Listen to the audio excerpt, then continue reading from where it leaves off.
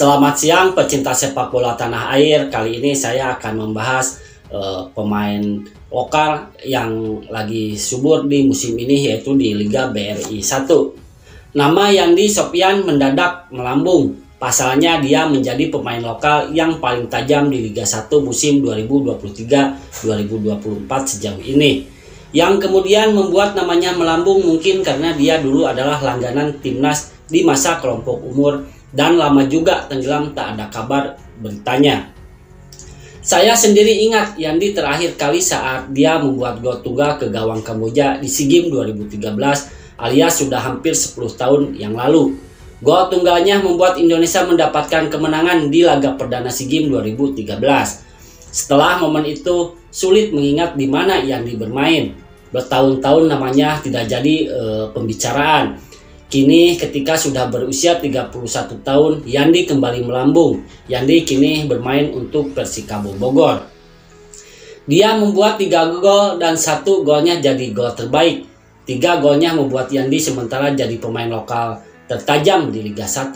Karena itulah adik dari mantan striker timnas Indonesia yaitu Zainal Arif menjadi perbincangan.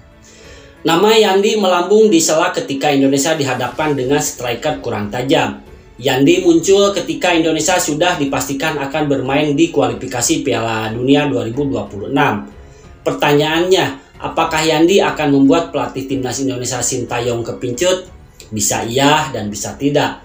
Tapi menurut saya terlalu pagi jika memberi penilaian pasti pada Yandi. Apalagi Liga 1 berjalan baru 5 kali pertandingan.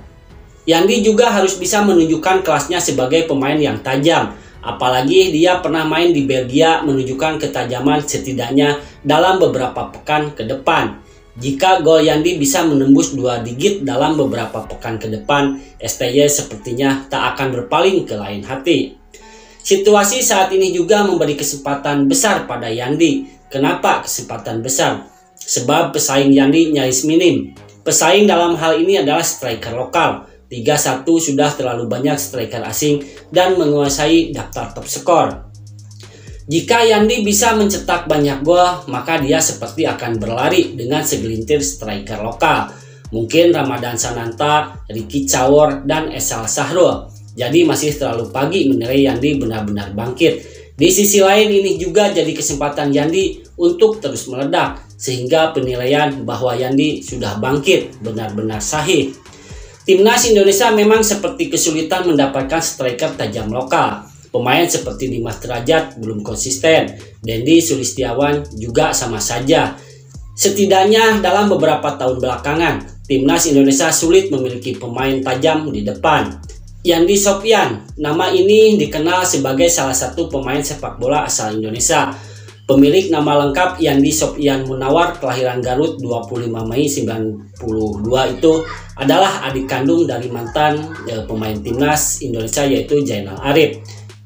Di awal-awal Liga 1 BRI 2023-2024 hingga pekan kelima, namanya mulai muncul ke permukaan karena ketajamannya dalam mencetak gol. Dalam 2 laga terakhir berturut-turut yaitu di Persikabo pekan keempat dan kelima, mantan pemain yang pernah membela Liga Belgia dan Australia itu mencetak 3 gol yang menjadikan dirinya masuk dalam deretan top skor.